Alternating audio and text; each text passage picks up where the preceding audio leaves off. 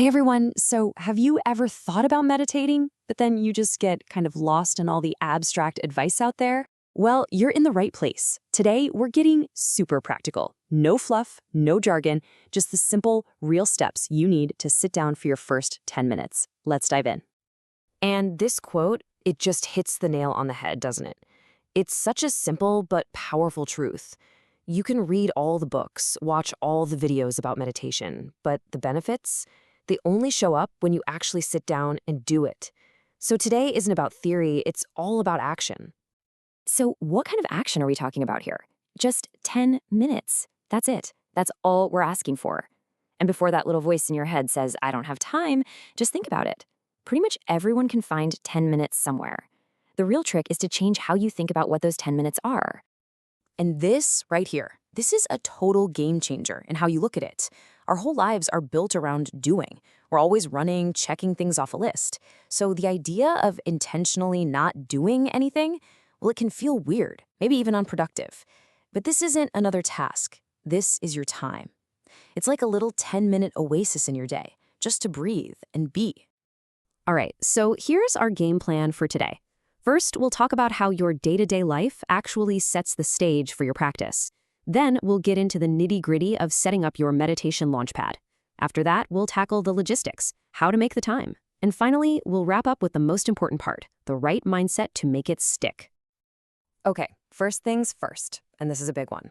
Meditation doesn't just happen in a bubble. It's not separate from the rest of your life.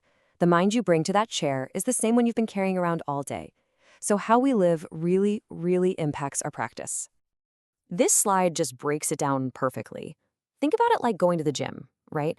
You can have the best workout routine in the world, but if you're eating family-sized portions of deep-fried chicken every single day, you're kind of working against yourself. It's the exact same thing with meditation. If you treat someone badly, or you get hammered after work, your mind is just naturally going to be more stirred up when you sit down. Your daily choices literally build the foundation for a calmer mind. All right, enough with the theory. Let's get into the nitty-gritty, the actual how-to. And here's the good news. You don't need some special zenned-out meditation room or a bunch of expensive gear.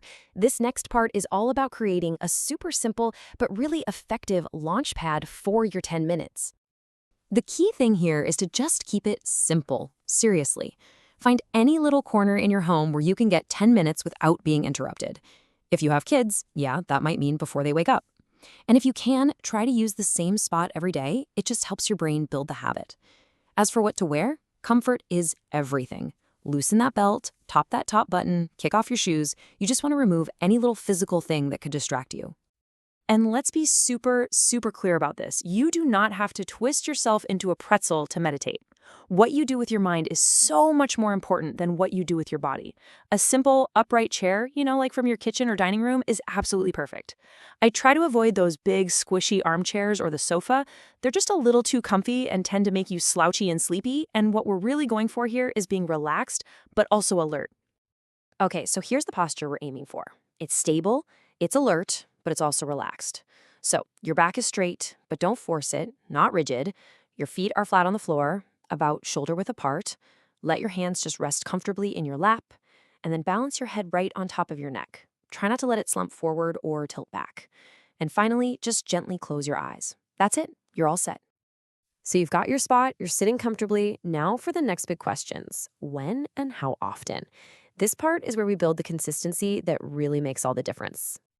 This is probably the number one question people ask when they're starting out.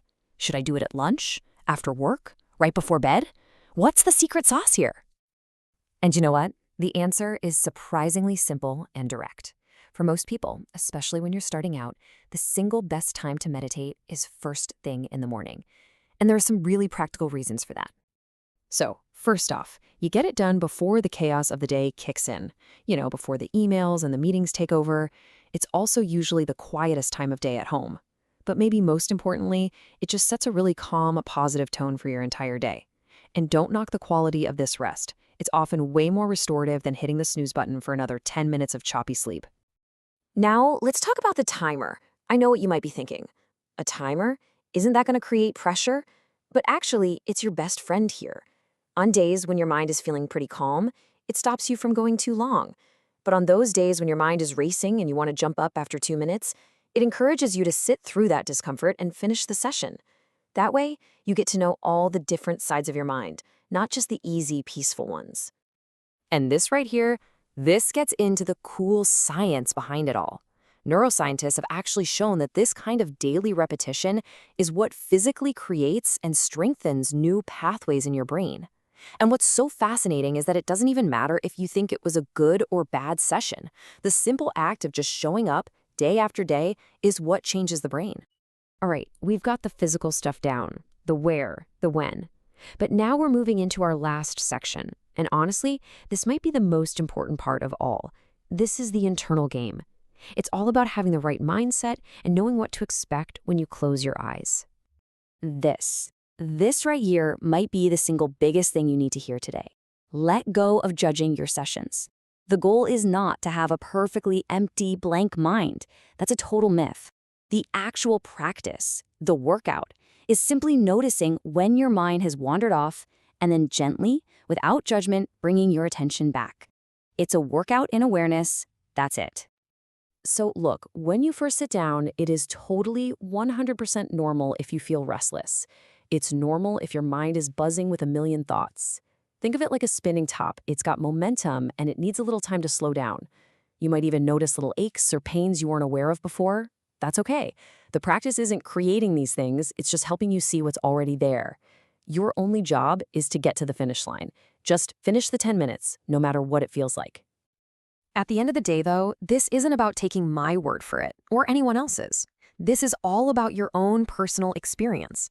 The real invitation here is to just give it an honest try, be consistent, and then you be the judge. See what starts to change for you. So that's the question we'll leave you with. It sounds almost ridiculously simple, doesn't it? 10 minutes of quiet, of just being. But what could creating that tiny little space in your day actually change for you? What might you discover in that stillness? The only way to find out is to give it a try.